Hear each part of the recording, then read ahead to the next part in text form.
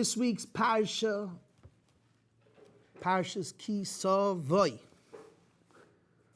V'hoya ki savoy la'aretz. It will be when you'll come to Eretz Yisrael. Asher Hashem Elokecha neisei lecha nachalo. Hashem gives it to you as an inheritance. V'yirishta v'yashavta ba. You will inherit it, and you will sit, and you will live. You will take part of the land. Torah tells us there's a mitzvah. As soon as you come to Eretz Yisrael, v'lakachta mireishis kol priyo adama asher tavi me'artzecha. And as we read, it's the Bikkurim. Bikkurim, the first of the fruit, needs to be cut off the tree and brought to the Beis Hamikdash. And as we soon will learn, as the Mishnayos and Bikkurim teach us, as the Chazal tell us, it was brought with fanfare, with a parade. It was a tremendous parade in the streets. Bikkurim, they're bringing the Bikkurim to Yerushalayim, to the Beis Hamikdash. The Gemara tells us, Chazal teach us, that all the storekeepers en route to the Beis Hamikdash, all the storekeepers on the sides, as the people were passing, would stop working, and they would come out and celebrate the bringing of the Bikkurim. And what is Bikkurim? V'lakachta mireishis kol priyo adama asher tavi me'artzecha. The first fruit. How much is Bikkurim? How much do you bring already, Bikkurim? Rashi tells us that you would go down to your field and you would see a gargir. You would see one small cluster of grape, and you would come and cut it off and bring it. It's a small amount. It's not a big thing, the Bikkurim. It's not a lot. And yet, it was such a big simcha. It was such a big, exciting event. The bringing of the Bikkurim. Why? What's so special about the Bikkurim? Why was that the focal of all the Trumas and Maisres? There were so many tithes.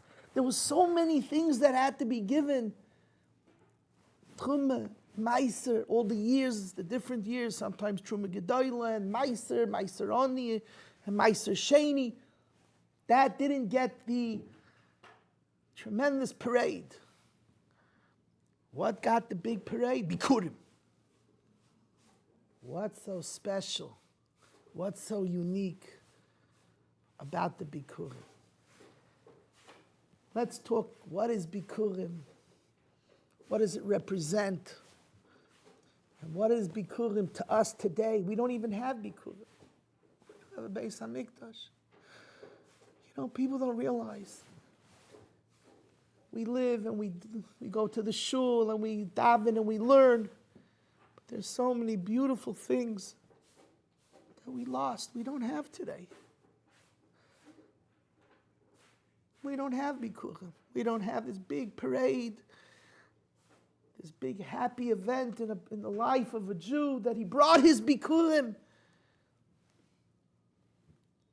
Maybe we do, because maybe if we understand what the Bikkurim represents, if we'll understand what is the Yesod, what was the Bikkurim about, we'll realize that we do have it, and it's so important, and it's a big part of the life of every person, and especially every Yid, every Jew. To understand Bikkurim is really understanding what it means to be a Yid, a Jew. I want to begin with the Psukim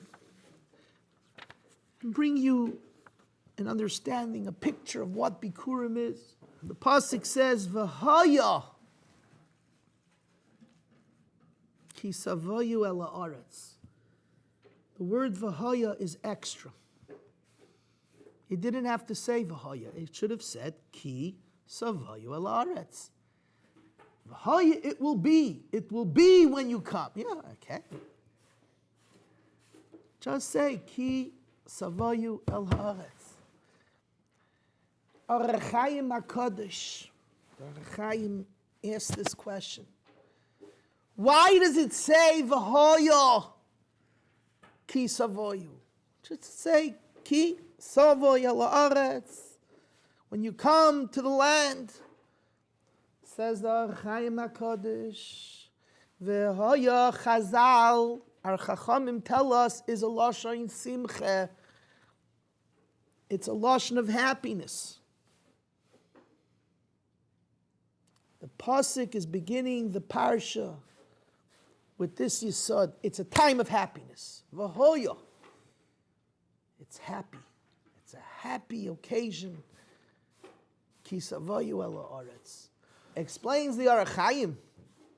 What's the happy occasion in this parsha?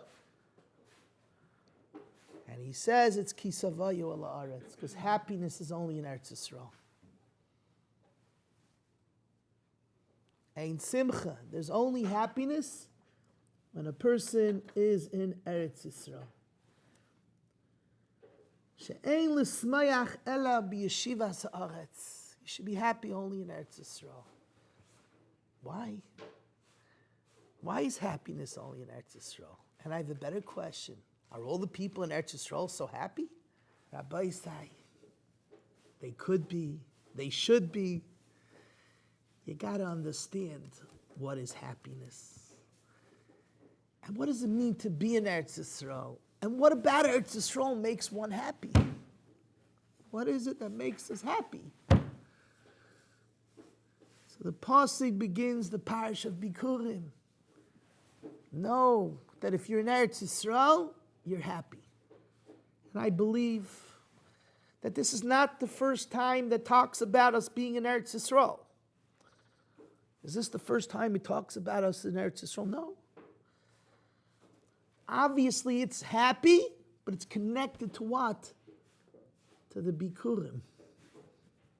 It's Eretz Yisrael. V'haya ki savayu el haaretz. Eretz Yisrael means happy. Simcha. V'haya is a lashon of simcha. It's a language of simcha.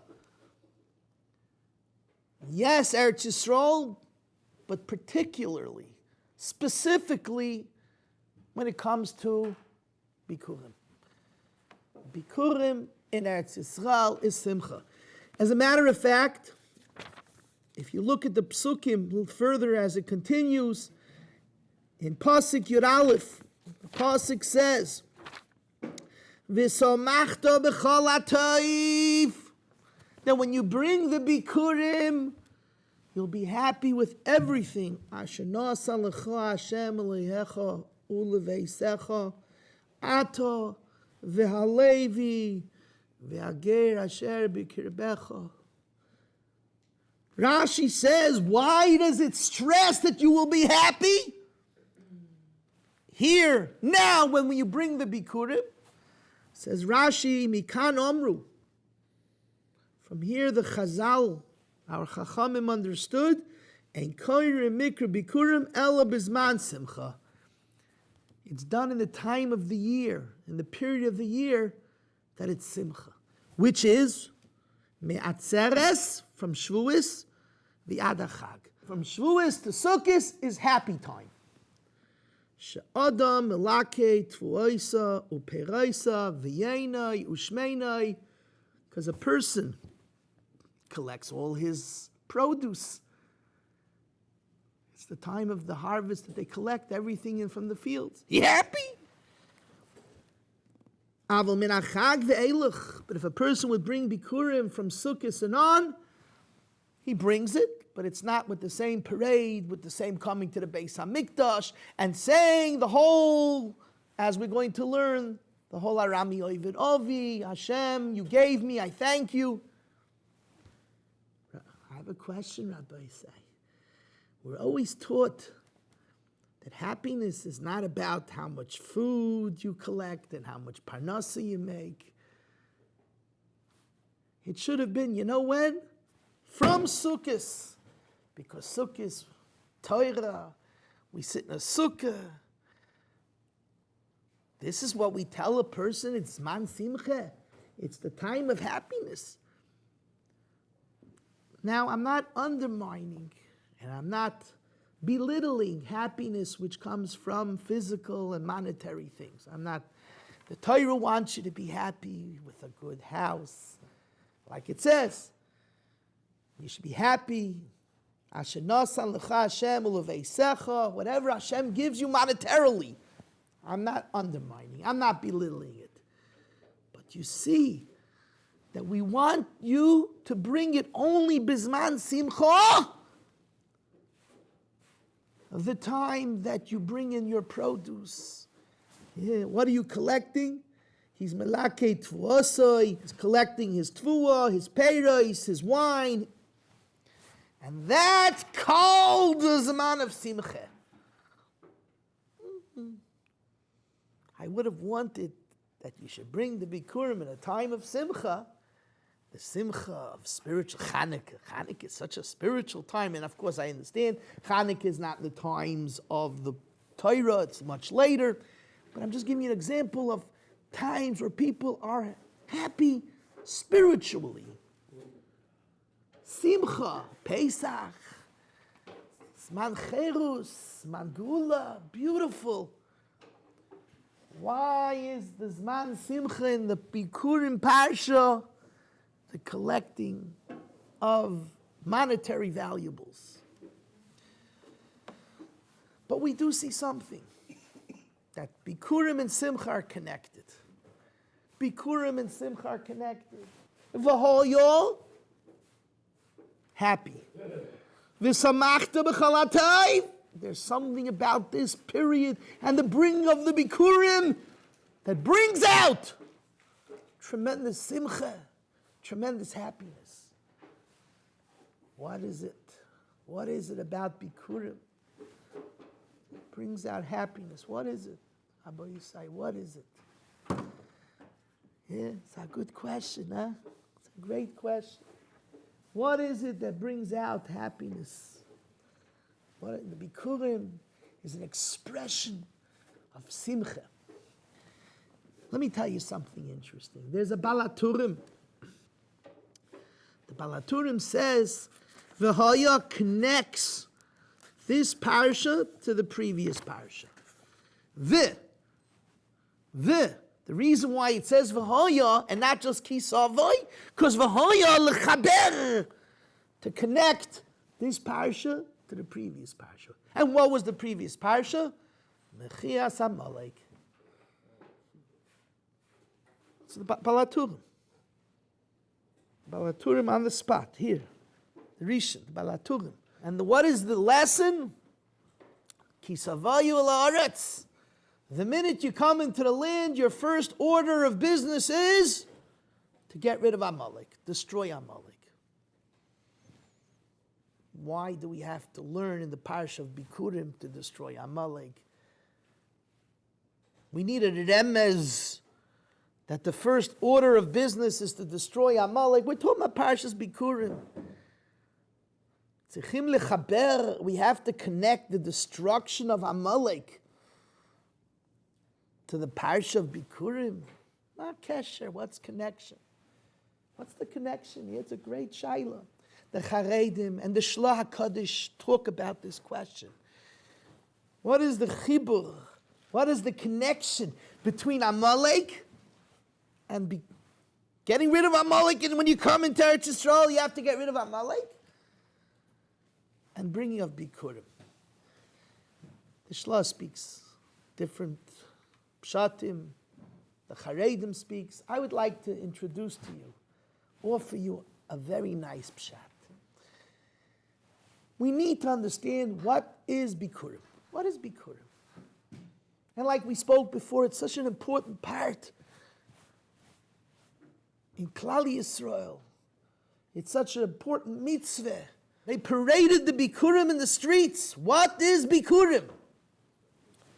And the answer is, Rashi clearly tells us, V'yanisa v'yamarta. When you come to the Kohen with the Bikkurim, you tell the Kohen, V'yanisa v'yamarta.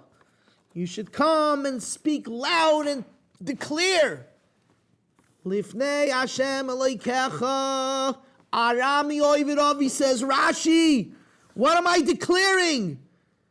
I'm declaring She'eineni Kafui Toiv. That's what I'm declaring. V'amarta Elav. Rashi says, Pasuk Gimel, She'eincha Kafui Toiv. Bikkurim is Hakaras HaToiv. Recognizing the good. Bikkurim represents the act and the expression of I am makir toiv to Hashem for what He gave me. Ki savoyu el haaretz. I come to Eretz Yisrael. I say, Rabbi Shalom, I understand. You gave me Eretz Yisrael. You gave me a home. You gave me a field. You gave me produce. By bringing the Bikkurim, I'm announcing that I have Hakarat HaTov. I have Hakarat HaTov. V'yanisa v'amarta. That what? What are you saying when you bring the Bikkurim? That you're not a kafui toif. Rabbi Yerucham, the great mashgiach, explains that there's a very important part of bringing Bikkurim is to be besimcha, is to be happy. It's something I have to be in a state of happiness when I bring the Bikkurim. Why? Says Rabbi Yerucham, because that's all part of the Hakaras HaToiv. You know how you show appreciation? You show appreciation by showing that you're happy with what you got. You ever get a present from somebody, right? So you could tell them from today till tomorrow how much you like the gift and that you're happy and you appreciate it, right?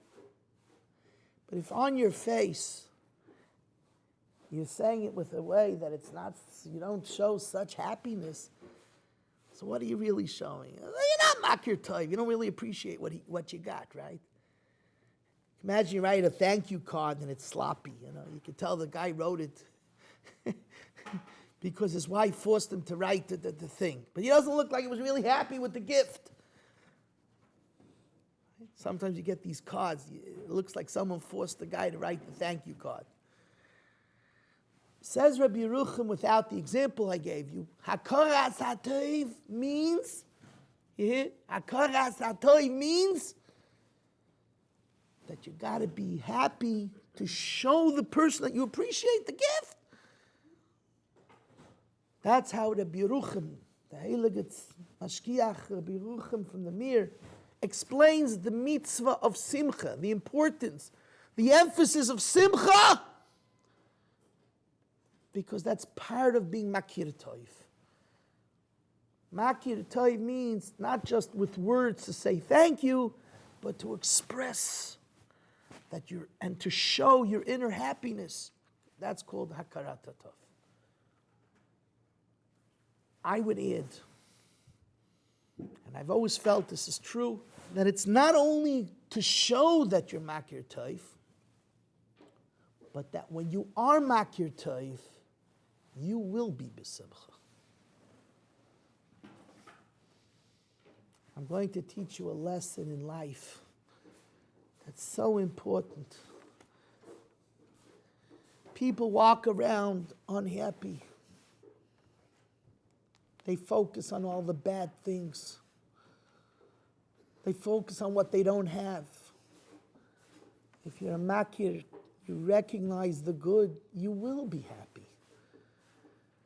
Rabbi Yerucham is learning that you must be happy to show the hakarat hatoiv. The way we're explaining, and I think it's true, that if you will be makir toiv, you will be happy. If you will be makir toiv, you will be happy. One of the basic things that a person could train himself to bring himself to happiness is to be makir toiv, to be makir toiv. Because there is so much that a person could be thankful for, but the Yetzer Hara and one's bad midas don't let him be makir toiv. That's the inyan of Vahaya. By Bikkurim, happy. V'samachta, happy, because if you are makir toiv, you will be happy. Now let's go back to Amalek. The annihilation of Amalek and the kesher, the connection to Bikkurim. One of the bad midas of Amalek, and don't forget Amalek was singled out from all nations, that you got to destroy it completely. We got to uproot it. Minar vad zokein. What's so evil about Amalek? So there's a lot. Trust me, if you want to have an alphabetical order, all the evil of Amalek, you can look at all the Sfarim that speak about Amalek on Purim and Haman, bad people. But one of the underlying rishus of Amalek, they are kfuyei toiv. They don't have hakaras hatoiv. In the piyut that is said on Purim, we stress this. V'loi zochar chazdei Shaul. Haman, which is the descendant of Amalek, represents Amalek and all the evil of Amalek. He was a kafi toif to who? To Mordechai. Mordechai's grandfather kept his grandfather Agag alive. And that's how he survived. Right? They went to war.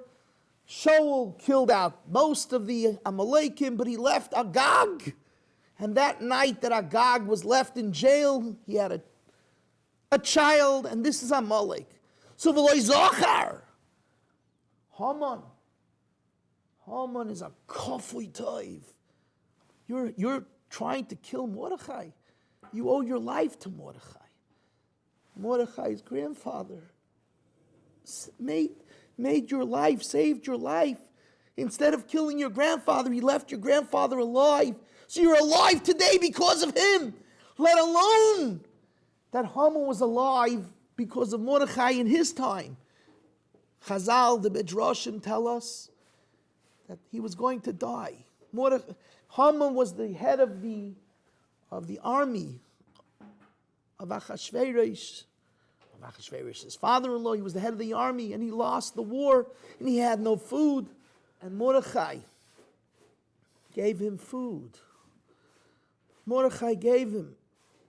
And he even promised him, I'll be your slave. And that's the story. The Medrash says that he wrote on his shoe that you're my slave. Haman was supposed to be a slave to Mordechai for protecting him, for sustaining him. And then what happened? He was a kafli toiv. He was a kafli toiv. What was Mordechai? Mordechai Yehudi. We emphasize that Mordechai is a Yehudi. What does Yehudi mean? Hoidah, that a Jew is able to thank, able to be appreciative. You know, Mordechai was so appreciative to Achashverosh. He saved Achashverosh's life because a Jew is about appreciation. And Haman, Amalek, is about kafri toiv. Good and evil is down this line. Hakaras hatoiv is good. Kafri toiv is what? Is evil. Amalek represents kafri toiv. Kafri toiv. Haman represented in the times of Purim that he was a kafri toiv. And Mordechai, Yehudi, to thank, to be appreciative. He protected Achashverosh's life. Appreciation. Good and evil. Bikkurim is about hakaras ha-toiv. And therefore, v'haya, I believe that's the pshat, that the first order of business when you come into Eretz Yisrael needs that a person lives with hakaras ha-toiv, with appreciation. You know the Meraglim. What was the big sin of the Meraglim? And the answer is many, but one of the simple explanations to the Meraglim, they didn't makir the toiv. They didn't appreciate the good. They came into a land, Eretz, Savas, Chalav, Udvash, and they didn't appreciate it. So what's the first thing when you come into Eretz Yisrael? V'hoya, what do? Amalek. And then there's happiness. V'hoya. First you have to get rid of Amalek. You got to uproot the concept of evil, which is to not appreciate the good. And if you do that, it brings tremendous simcha. You know, Purim is a tremendous time of simcha. La Yehudim, Haisa Oira, La Yehudim, Yehudi, Haida, thankfulness. When you're able to thank, it's a time of happiness. Chanukah, we also thank. Lahaida Isu Lahalo. And it's tremendous times of happiness. No matter how difficult and how dark the situation might be. If you have hakaras hatoiv, then you have simcha, then you have happiness. I want to tell you something. There's a Rashi, which really, if you have to pay close attention to, because it's a chidush, and it's an interesting words that Rashi picks. When Rashi says that Bikkurim is, I announce, it should have said, I announce that I'm a makir teiv. It doesn't say that. What does it say? What do I come and I tell Hashem? I tell Hashem, V'amar te'elav. What do I say? I say, she'eincha kafui teiv. It doesn't say that I'm a makir teiv. It says that I'm not a kafui. It should have said better, that I'm a makir teiv. I bring the Bikkurim. And what am I trying to announce? What am I trying to symbolize with my Bikkurim? That I'm a makir teiv. Not the, in Hebrew we call it shlili. Not the opposite. I have to go backwards. I'm not a kafui teiv. Say that I'm a makir teiv. So I always give an answer which I think is 100% accurate, and it's so true.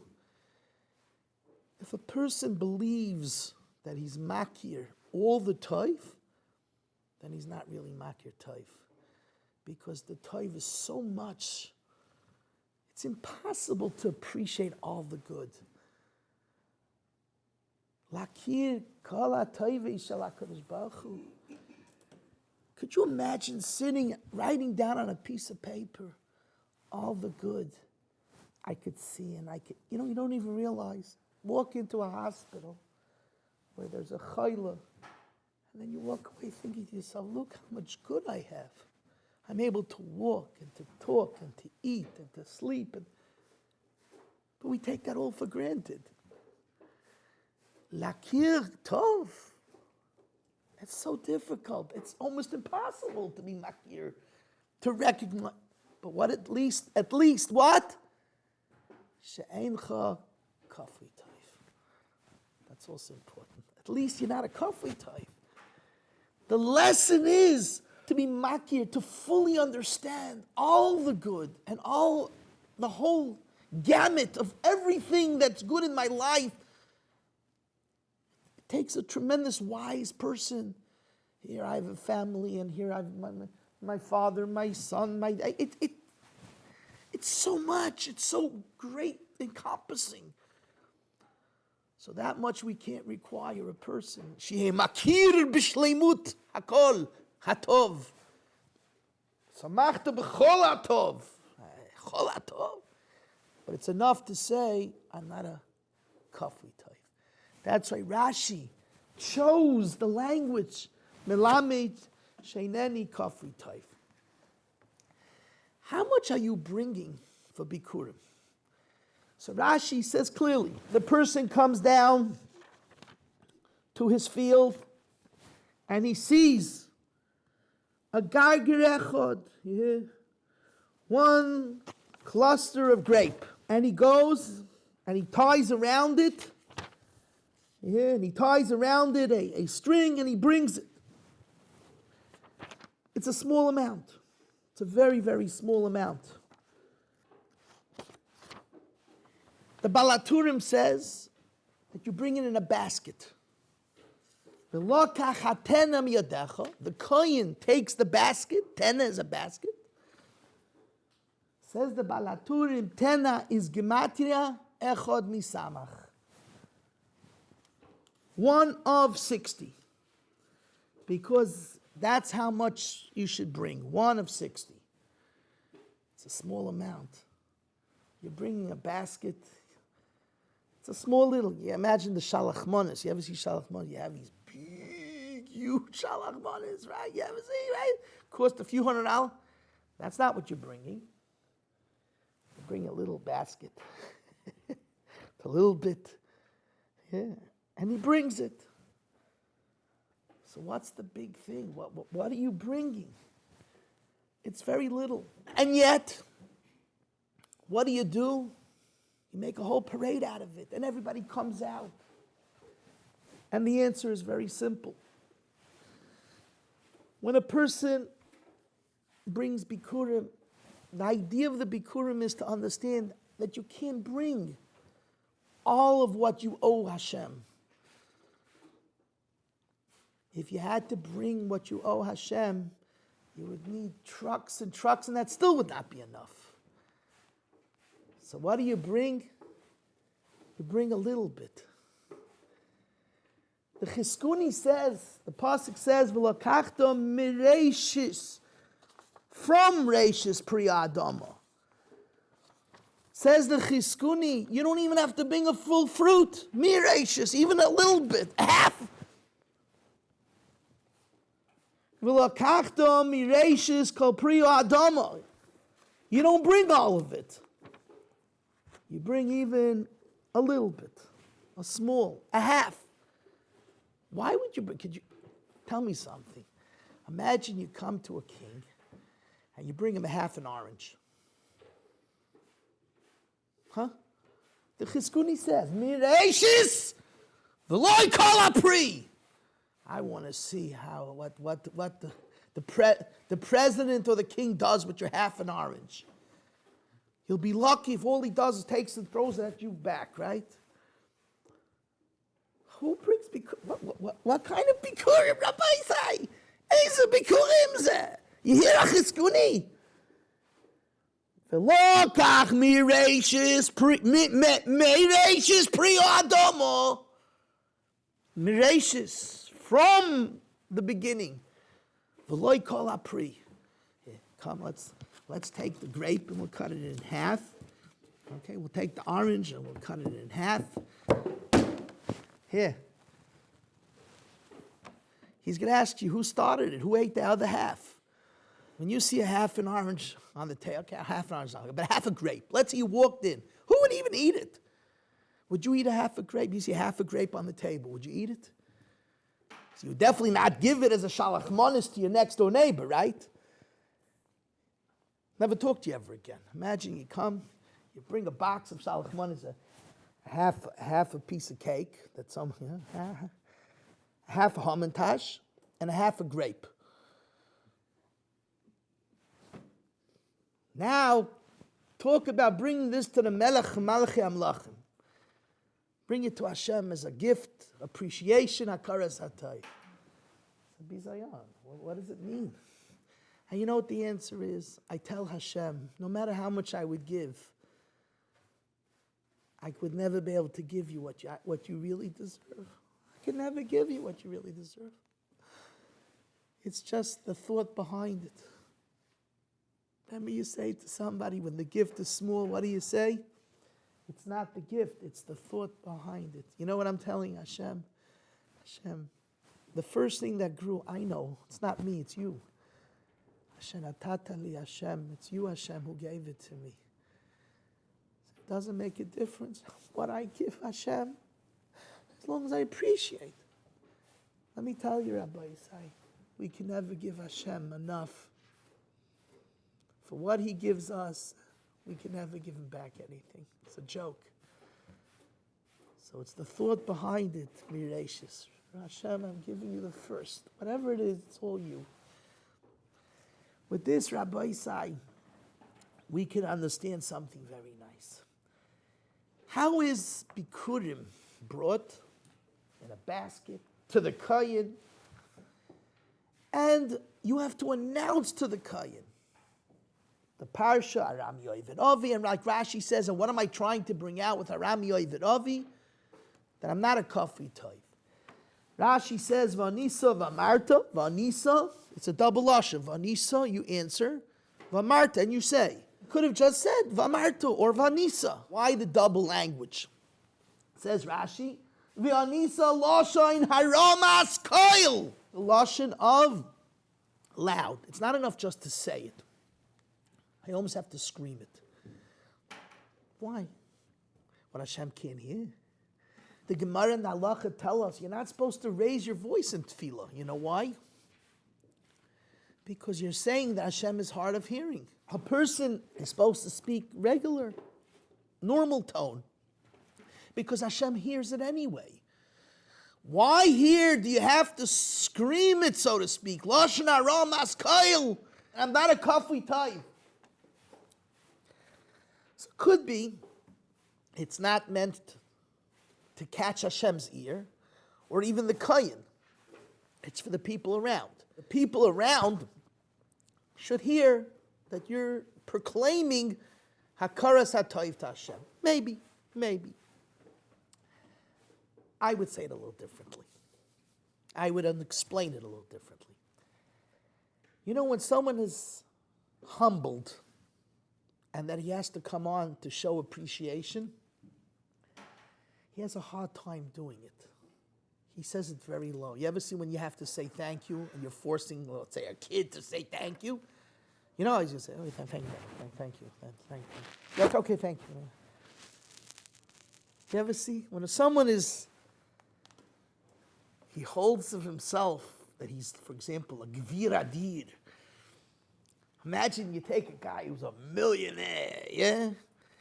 And you tell him, you know, I want you to humble yourself and thank the shoemaker from down the block that he polished your shoes, because since he polished your shoes, imagine he has to get up and scream on top of his lungs, you hear?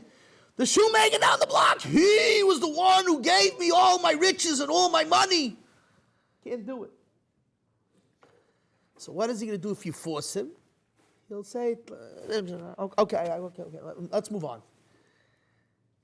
If you look today in the presidential race, when the candidates have to admit things that they don't want to admit, you know how they say it?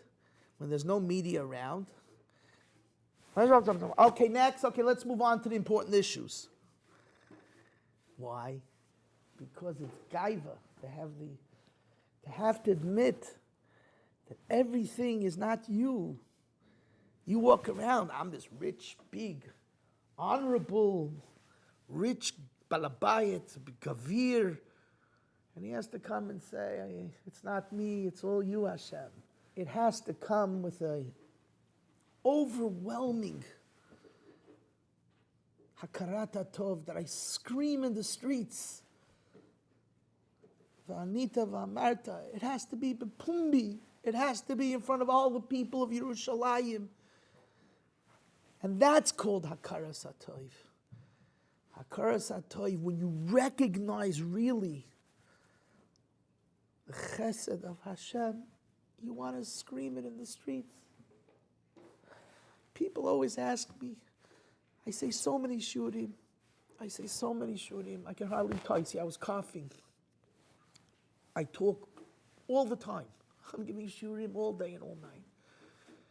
And they ask me, what drives me to teach so much? Don't I ever get tired? And I answer the same thing. You remember what I always answer? I owe Hashem so much. I owe Him so much. For whatever I could repay Him, it's nothing compared to what I owe Him. So I scream and I yell and I announce Hashem's greatness wherever I have a chance. Because I understand that Hashem did me favors. Hashem did chesed with me. Lagid baboiker chazdecho. What does the word lahagid mean? Higadati hayoim l'Hashem aleikecho ki basi al oretz. What do you say? Higadati. V'amar te'elov. Higadati hayoim. I tell Hashem. What does the word Haggadah mean? The Haggadah shel Pesach. What does it mean? And it's interesting. In the Haggadah, what do we say? There's Parsha. You know what the word Haggadah means?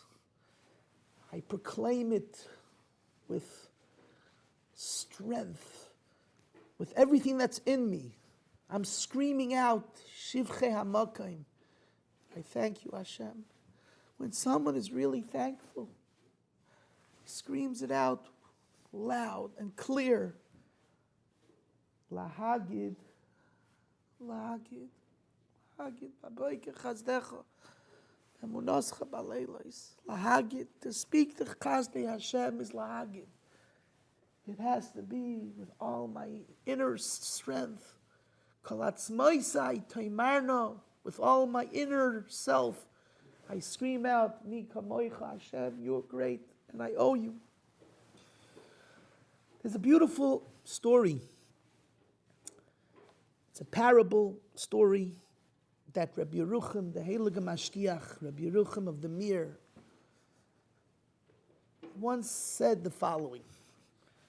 He said, if you ever see two Jews having a conversation, two Yidden having a conversation, one Yid tells the other, thank you so much for the favor you did for me. The guy answers, and Badma. Don't worry. No problem. So the guy again says, no, really, thank you. Thank you so much, right? And the guy again answers, what? It's beseder. And Badma. So don't worry. In Yiddish they say, nishtaf avos. Not for anything, it's fine. Nisht, right? Nishtaf avos. That's the expression back in Yiddish. So the guy says it a third time. No, but really, thank you so much. And the guy says, okay. And Badma beseder. He says, what do you understand in this conversation? That this guy's a makir toiv tremendously. And that's why he keeps on repeating, thank you. And the other guy is humble. And he's saying, you don't have to thank me. He says, that's not really the understanding of this conversation. There's a lot more going on between the lines that you have to read in. When a person does somebody a favor, he owes him so much. And he should really pay him back by doing him back lots and lots of favors when he needs it. But you don't want to be makir toiv because you don't want to feel mechuyav. Nobody wants to. So he figures if he'll say thank you a few times with a serious, and he'll make it sound like he's really serious about it, he's patur. He already paid up. Thank you. Oh, you see, I thanked you. But that's not really. You think saying thank you. Yeah, thank you. Big.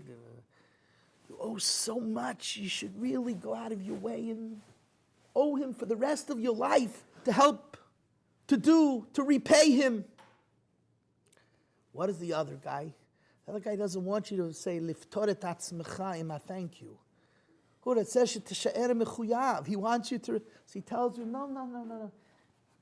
It's not enough to thank. Don't just thank me. You owe me.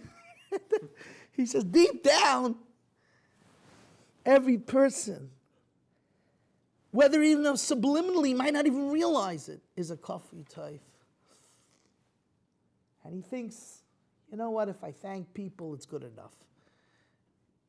It's got to be deeper. If you understood really how much that guy did you a favor, thank you is really not enough. And the other guy is saying, please don't just thank me. You know why? Please pay me when I need you. When I'm going to need you, I'm going to come to you. Tishe'er mechuyav. That's Rabbi Yerucham, the mashgiach, the musar, how he understood human nature. A person comes with his little bikurim. He thinks that's it. Yatzachov, I paid Hashem back. You paid Hashem back. Ve'anisa v'amarta. Can't just be a thank you. Yeah, Hashem, thank you. It should be with your whole essence. You have to give it everything you got. Ve'anita v'amarta. From depth, from the core of you. You should scream, lahagid, baboiker, chazdecha. Hashem, how much I owe you. With this, I think we can explain a tremendous halacha from the pasuk that needs a lot of clarification, and most of the Mefarshim speak about this question. It says you bring the Bikkurim. How do you bring the Bikkurim? Uvasa, it's pasuk gimel. Uvasa lakayin.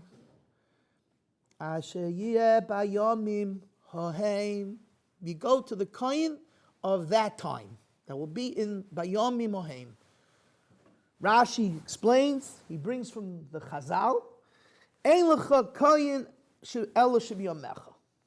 Ein lecha ela kohen shehu biyamecha. You come to the kohen, that's the kohen of your time. Well, what's the question? I mean, what, you expect to go to a kohen that lived 100 years ago? Or that's going to live in 500 years in the future? I mean, of course, you come to the kohen that's there in your time. All the Mefarshim ask this question. I mean, you have to come to the Beis HaMikdash. But so you can come to a kohen and turn back the clock and go to a kohen from a few hundred years ago. Of course, it's Bayomim Oheim, the kohen that's Biyomecha, that's alive in your time. I think, Be'ez Hashem Yisbarach. I thank you, Hashem, just I should be able to say Chidushim in your Heilige Torah. I thank you, Hashem, for this. This is maybe how you pay me back for teaching your Torah, by showing me and giving me the chance to say nice Divrei Torah on the words of your Torah and your Rashi. Maybe that's how Hashem pays me back. And I thank you for that also, Hashem. I think a person needs to learn to appreciate everything in his life. I don't have a kohen b'yamech. I don't have it. My Beis HaMikdash is destroyed. I don't have that. I can't come to the kohen and bring in my bikurim. We even today have an issue that when we have to make pidyon haben, we don't even know what to do with kohen because we don't know if they're muchsakim. And we search for kahanim that we know for sure are kahanim. It's painful. Even the fact that you have a kohen b'yamecha, that you have a kohen to come to, that's also part of the thank you to Hashem. You need to appreciate everything in your life. That's the kohen b'yamecha. A lot of times people say, oh, he's not like the kohen from who knows, 100 years ago. A lot of people complain, oh, look at the Rabbanim today. They're not like the Rabbanim of the... That comes from Kfiyat HaTov. Because if you look positive, you would thank Hashem for the Rabbanim you do have. You would thank Hashem for the situation you have. Ein lecha ela kohen b'yamecha. The Akaras HaTayv is to thank Hashem for the kohen I have. Instead of thinking about the kohen that I would have wanted, I could have had 100 years ago, it's all part of the Bikkurim. To thank Hashem for everything. I have who to go to. I have a kohen that will accept. Hashem, I thank you for every step, for everything that happens, for every little piece. Rashi brings down on the pasuk, what do we say? Arami oived avi. What's Arami? Arami is Lavan. Oived avi, right? He tried to destroy Yaakov. He tried to kill Yaakov. So Agav, I always say a beautiful pshat. How did Lavan bikesh la'akir es hakel? It says that Lavan tried to uproot everything. Interesting wording. La'akir. We say in the Haggadah, this pasuk. What is la'akir es hakel? He wanted to uproot. It's interesting words. It didn't say he wanted to lechalot, to destroy, but la'akir, to uproot. How did he want to uproot? I think Lavan understood that Klal Yisrael and its hatzlacha is achdus. Why did Lavan care so much? Leah with Rachel and Zilpah and Bilhah. What was all this about? And could be, he wanted that there should be inner fighting within the family. He wanted, I think it's a very true vart. It's a beautiful vart. I always say this vart. Yeah. He wanted that there should be fighting. And the truth is, it did cause fighting. Because there was sinah between Yosef, the children of Rachel, and the children of Leah. He wanted the home and the shvatim should fight because he knew that that's the way, la'akor, to uproot. Etakol. Lavan bikesh. Lavan wanted. Parshat means he wanted to kill Yaakov, but it's more. He wanted to uproot the destiny of Yaakov and his children and Klal Yisrael by causing pirudim. And Baruch Hashem, maskir chazdei amakim, that it didn't work. It didn't work. What's chazdei amakim? And we say this in the Haggadah, says Rabbi Yerucham, because today you're bringing Bikkurim, right? A person's usually makir toiv. What's in front of him? I thank you, Hashem, my car, my house, my job, my children. How many people start thinking back, well, 1 minute. This is not from today. This is my parents and my grandparents and my great-grandparents and all the miracles that happened to them.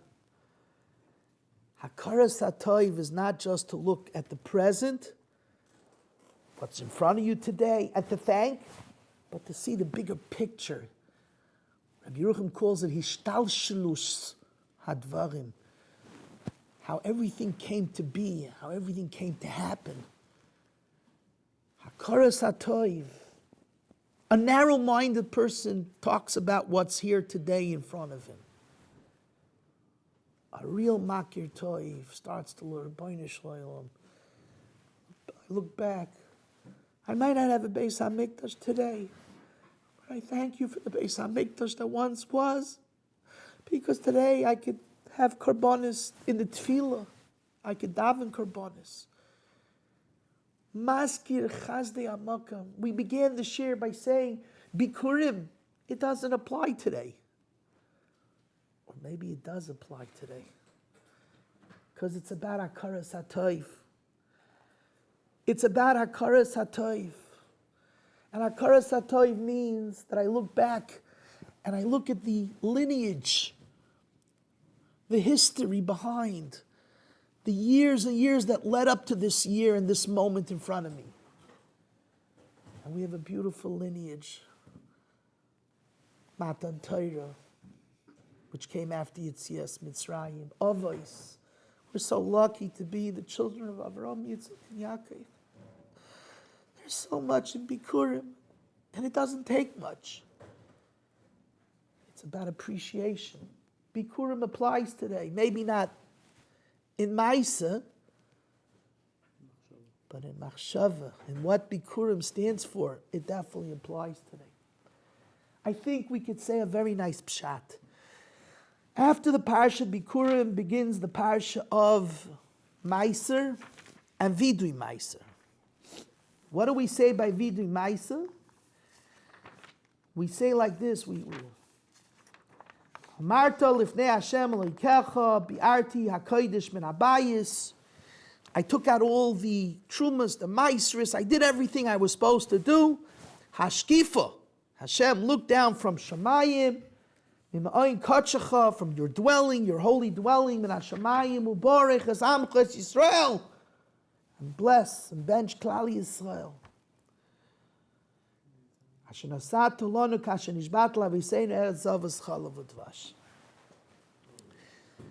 you know what this proclamation, when I come and I say, I did, Pasuk says, he proclaims, Shamati b'koil Hashem Elokai, osisi k'choil asher tzvisani. I did everything you told me to do. Yeah. Rashi explains, what does it mean? I did exactly what you told me. And that's what Hashkif. I ask Hashem, like Rashi says, Asinu masha gazarta leinu. I did exactly what you told me to do. Hashem, I kept the mitzvahs. Do you know what this is called in Gemara, in Halacha? This proclamation, when he comes and he says to Hashem, I gave all the trumais and maisrais, I gave my bikurim, I did everything I had to do. K'chayil asher tzvisani. It's called vidui maisa. Vidui maisa. Vidui. Of course, that's the question. Normally, you know what vidui is? Al chet shechatasi, I didn't do. How could a person come and say vidui about something that he did do, that he did right? Unbelievable. Imagine a person comes Yom Kippur. Lo dibati lashon hara. Lo gazalti. He said, I should say vidui. Okay, I'm saying vidui. Bati latfilah. Lamadati tov. That's what you're saying. You're saying, I did everything, Hashem, what you told me to do. So why is it called vidui? All the Mefarshim asks for a question. And there's many answers, because you have to know what the word vidui means. Vidui means an open discussion with Hashem. And we're going to talk about this as we get closer to Rosh Hashanah, Yom Kippur. Yom Kippur we say vidui. What is vidui? Lizvadot. To connect with Hashem in an open dialogue, open conversation. Abba, this is what I did. This is why I did it. I'm sorry. But I would give you a very nice teretz. And I think it's very, in Yiddish say, zugepasst. It's perfect for this year. I say to Hashem, I did everything you told me to do. Is that enough? Is that enough? Imagine a person comes and tells his father, yeah, you gave me a list of a few things to buy from the store. I did it, okay, I did my errands, that's all, done. What does the father say? You owe me so much. That's to you a big thing, that you did exactly what I told you to do. There's a point of vidui, that we come humbly to Hashem, and we say, Rabbi Hashem, you told us to do this. We did it. But we know how much more we really should do, how much more we owe you. That's also vidui. Vidui is that a person recognizes kama mechuyav, how much he still owes. How far is he from being complete in what he owes and supposed to do for Hashem? It's also vidui. We tell Hashem, Asisa, I did exactly what you told me to do. I wish I could have done more. I really should have done more. I owe you so much more. Like the person in the story with Rabbi Yerucham. Ani nishar mechuyav, Hashem. That's also vidui. It's also part of the Yesod of vidui. Rosh Hashanah. We come Rosh Hashanah, it's a time. where we have machshava, thought. We make cheshbon. We're honest in the cheshbonot. Hashem, what you did for me this past year, and what did I do for you? Did I repay what I owe you? And of course, like I tell you, nobody comes up clean in this area, because we come short compared to what we really owe Hashem. But we come to tell this to Hashem, that we're makir toiv. We're makir toiv. We're makir toiv. Hashkifa mima'ayin katshacha min hashamayim uvarech. You know when Hashem gives bracha? If we're makir toiv. Brought down in all the Chazalim and all the Rishonim that Hashem just says, appreciate. If you appreciate, I'll give you. If you don't appreciate, I'm not going to give you. Hashkifa mima'ayin katshacha. Look down, mima'ayin katshacha min hashamayim. Uvarech es amchi Yisrael. And bless Klal Yisrael. Why? Because even though we bring little, but at least we appreciate. And we're makir toiv HaKadosh Baruch Hu. This, I believe, would be a tremendous lesson and a tremendous advice on how to come Rosh Hashanah Yom Kippur to HaKadosh Baruch Hu. Hashem, if you're going to keep the cheshbonos, miyitzdak lefonecha kol chai. You're right. We have nothing. Loi b'chesed v'loi b'maisim banu lefonecha. How do we say it's slichos? We come with nothing. It's embarrassing what we come with, what we paid you. But at least what do we say? We say, Ineinu lecha tluyos. We know that everything comes from you. And the little bit that we do is just to show that we appreciate and that you are the Kilecha Hashem Atzdaka V'Chesed.